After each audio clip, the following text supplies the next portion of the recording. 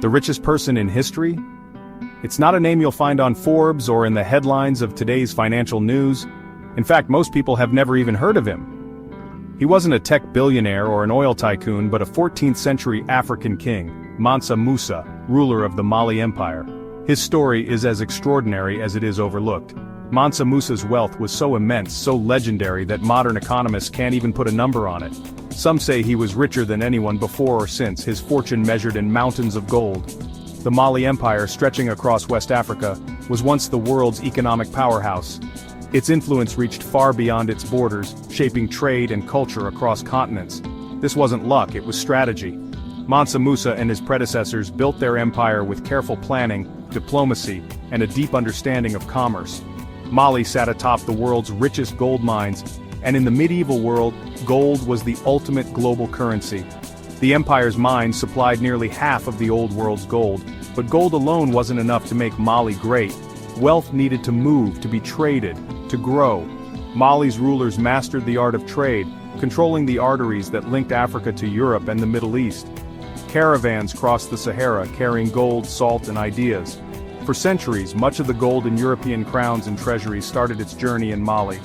The empire's gold-shaped economies and adorned royalty across continents. They didn't need stock exchanges or modern banks. They had the world's trade routes and they knew how to use them. Their real power was in managing these networks, turning geography into wealth and influence. Mali's leaders understood that control of trade meant control of destiny. Mali's influence shaped the world in ways we're only now beginning to appreciate. Its cities became centers of learning, culture, and innovation. Its golden age was literal, mountains of gold, but also cultural, with libraries and scholars as prized as treasure. Timbuktu, for example, became a beacon of knowledge. This was an empire where knowledge and wealth went hand in hand, where scholars and merchants were equally celebrated. Mali's story is about how wisdom, vision, and strategy built a global superpower, one whose legacy still echoes today. It's a reminder that history's real action wasn't always where we expect.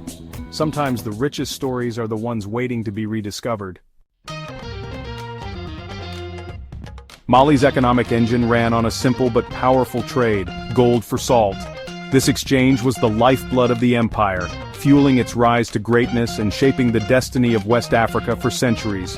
In West Africa, salt was as valuable as gold, essential for survival in the sweltering heat where it preserved food and kept people healthy. Without salt, life itself was at risk, making it a treasure as precious as any metal. The south had gold but no salt, the north had salt but no gold.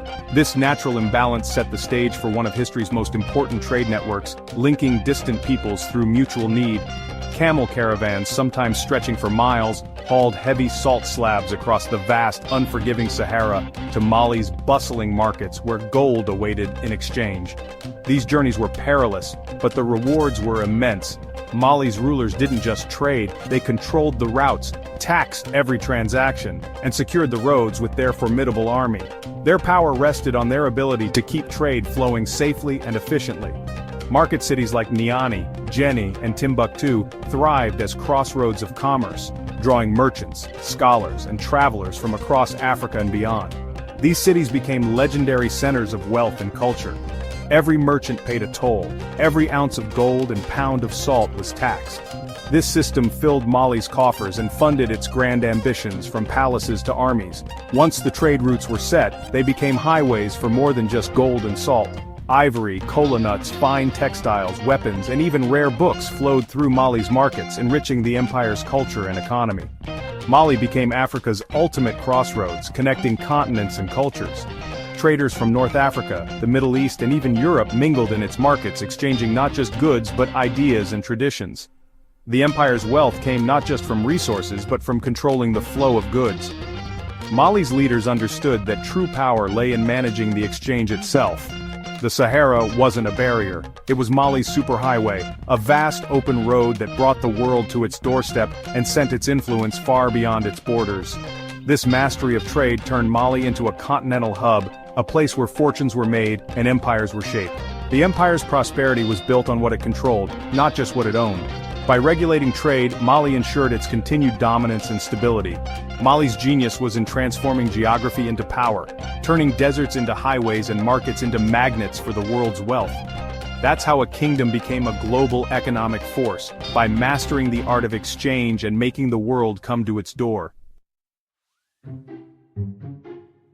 Gold alone doesn't build an empire, you need structure and unity. Sundiata Keita, the Lion King, founded Mali by uniting diverse clans under a shared constitution, the Kurukan Fuga. This oral charter set out rights, responsibilities, and even environmental protections. Mali was divided into provinces, each with a governor loyal to the Mansa, allowing local traditions to thrive under central authority. A strong army secured borders and trade, while fertile Niger River lands fed the people. Agricultural surplus freed people to become artisans, scholars, and merchants. Sundiata's epic, told by griots, became the nation's founding myth, binding people together. The empire's strength was its shared identity, clever administration, and booming economy. Mali was more than territory. It was a civilization with purpose and vision. Its stability came from unity, not just wealth. Before Europe had plumbing, Mali had a constitution and a thriving society.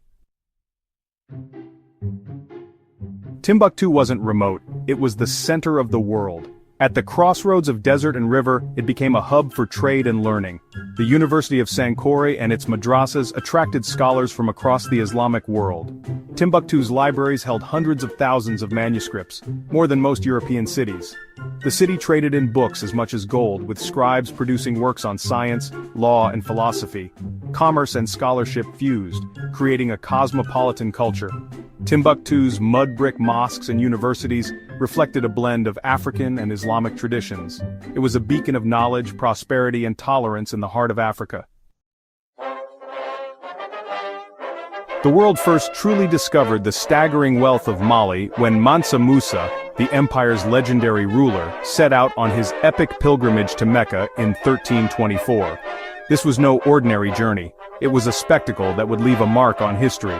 Mansa Musa didn't travel light. His caravan stretched as far as the eye could see, with tens of thousands of attendants, soldiers and servants, and hundreds of camels, each one loaded with gold, precious goods and supplies for the long trek across the Sahara.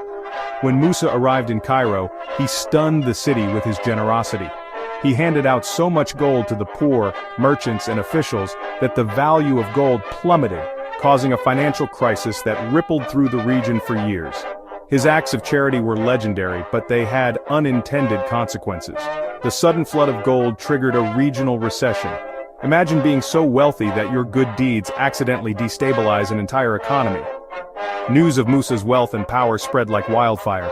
European cartographers, amazed by the stories, began drawing Mali on their maps, often depicting Musa himself as a majestic king seated on a golden throne, holding a gleaming nugget of gold.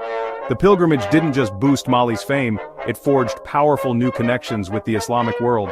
Musa met with scholars, rulers, and traders, building alliances and opening doors for cultural and economic exchange. When Musa returned home, he brought with him not just treasures, but also scholars, architects, and poets. These new arrivals helped transform Mali's cities, especially Timbuktu, into centers of learning, art, and innovation. His pilgrimage became the greatest PR campaign of the medieval era, turning Mali into a household name across continents and inspiring awe and curiosity in distant lands. Mali's reputation as the land of gold grew, its wealth and splendor becoming the stuff of legend. Stories of its riches drew traders, adventurers, and scholars from far and wide. Suddenly, the world's attention was fixed on West Africa. The region became a crossroads for trade, culture, and ideas, forever changing its place in global history. Musa's journey was about more than faith. It was a statement of power, influence, and ambition, a declaration that Mali was a force to be reckoned with on the world stage. The ripple effects of his generosity and vision were felt for decades, shaping economies, cultures, and the very map of the world. Thanks to Mansa Musa, Mali's golden age became legendary, a shining chapter in the story of Africa and the world. Malian gold didn't just crash Cairo's economy, it fueled the European Renaissance. Europe's gold shortage ended as Malian gold flowed north, funding art, science, and banking dynasties like the Medici. The gold traveled from West Africa, across the Sahara, to Mediterranean ports, and then to Europe. Masterpieces by Michelangelo and Da Vinci were likely paid for with Malian gold. The legend of Mali's riches inspired European explorers to seek direct access, sparking the Age of Discovery. Portuguese and Spanish voyages down Africa's coast were driven by dreams of gold. Mali's wealth linked Africa, Europe, and Asia, financing cultural revolutions and global competition. The empire was at the heart of a new world economy. Mali's gold was a catalyst, redrawing maps and changing history. The empire's influence reached far beyond its borders. Mali's golden age was a collective achievement, not just Musa's. Sundiata Keita laid the foundations, uniting the empire and creating its institutions. Successive rulers expanded territory, secured trade, and maintained stability. Skilled administrators and governors kept the vast realm running smoothly. Scholars and architects like Al-Sahili built iconic mosques and advanced learning. Mali's greatness was the work of many hands, minds, and talents. Mali's wealth fueled a cultural renaissance. Grand mud brick mosques in Timbuktu and Jannah became symbols of faith and identity. Artisans produced textiles, sculptures, and ritual objects woven into daily life. The real treasure was knowledge. Timbuktu's manuscripts covered science, law, and philosophy. Malian scholars contributed to global debates, not just absorbing ideas but shaping them. The empire blended African traditions with Islamic culture, creating something unique. Griots preserved oral history while scholars wrote in Arabic. Mali's strength was its creative fusion of cultures and ideas. Mali's golden age ended, but its legacy endures. Internal strife and shifting trade routes weakened the empire, but its influence lives on in West African culture. Languages, music, and storytelling traditions trace back to Mali's height. The epic of Sundiata and the wisdom of the Kurukan Fuga still resonate. Mali's story challenges the myth of Africa as a passive continent. It was once a global superpower, rich, learned, and influential. The echoes of its greatness remain in architecture, music, and identity.